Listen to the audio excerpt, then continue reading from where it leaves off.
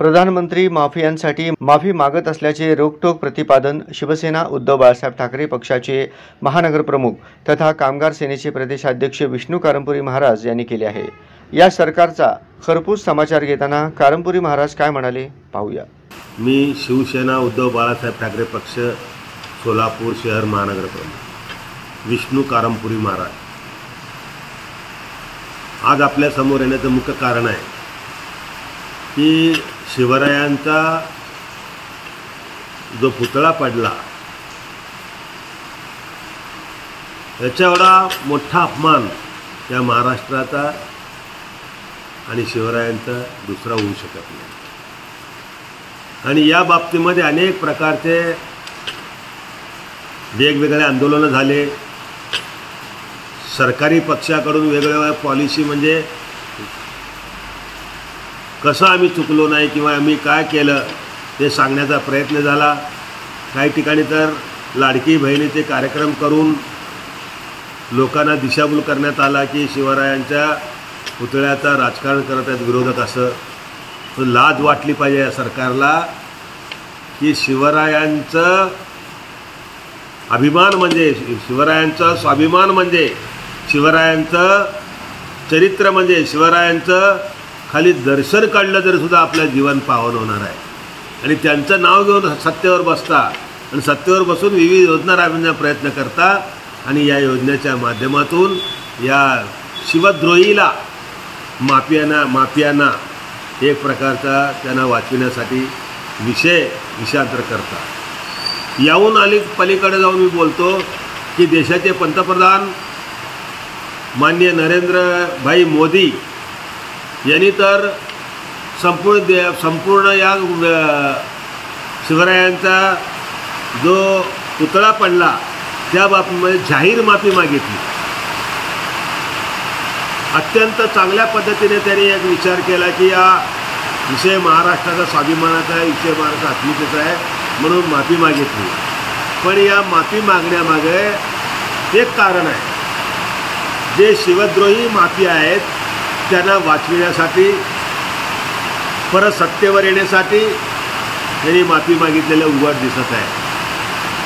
हे माफी मागताना काय घडलं ते घडलं आम्ही त्या ठिकाणी चौकशी करू, संबंधित त्यांना कठोर कारवाई करू किंवा त्या बाबतीमध्ये दोषींना आम्ही कारवाई करू अशा प्रकारचे सांगून माफी मागणं महाराष्ट्राची आणि शिवरायांची आणि शिवभक्तांची माफी मागणे गरजेचं होतं। पण त्यांनी यामध्ये वीर सावरकरांचा विषय यामध्ये छेडलं। वीर सावरकर आमचे दैवत आहेत, हिंदुत्ववादीचे दैवत आहेत।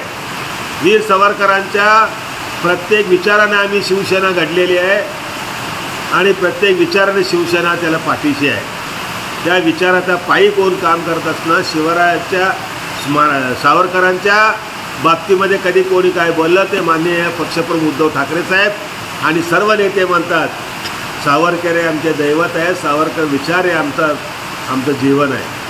पण त्या विषयाला छेडून त्यांनी जो माफी मागण्याचा नाटक केला तो माफी मागण्याचा विषय यामध्ये सावरकरांचा विषय घेऊन एक प्रकारचं त्यांनी राजकारण केलं। ते स्वतः म्हणतात राजकारण करू नका, राजकारण करू नका आणि स्वतः राजकारण करतात। अशा या चालबाज आणि खोटे बोलून सगळ्या लोकांना मग त्या पहिल्या निवडणुकीमध्ये काय काय आश्वासनं दिले ते खोटे बोलून त्यांनी निवडणुका जिंकल्या। असा सुद्धा एक प्रकारचा यामध्ये देखील ज्या पुतळ्या बनविण्यामध्ये शिवरायांचा पुतळा बनविण्यामध्ये जे काम केलेले आहेत ते काय यंत्रणा आहेत ते काय सगळ्यांचं या ठिकाणी दोषींचं सखोल चौकशी करून फास्ट ट्रॅक न्यायालयामध्ये चौकशी करून संबंधित शिक्षा व्हावी एवढं बोलून मी पूर्ण देशाची माफी मागतो किंवा शिवराय भक्तांची मागणी करतो इतकंच बोलणं आवश्यक होतं। पण तसं न करता त्यांनी विषयाला सत्तांतर आणि आपल्या जे माफिया आहेत बगलबच्चे माफिया त्या या शिवद्रोही पुतळा पडण्यामागे त्यांना वाचवण्याचा प्रयत्न या ठिकाणी केलेलं स्पष्ट दिसून येते. म्हणून या प्रधानमंत्री साहेबांना किती विश्वास ठेवावं, 2014 साली किती विश्वास ठेवले लोक आणि 2019 साली परत विश्वास ठेवला, म्हणून परंतु आता विश्वास ठेवण्याच्या जागा या ठिकाणी दिसत नाही आणि हे माफी मागणं केवळ नौटंकीपणा केला असं मी म्हणतो. जय हिंद, जय महाराष्ट्र.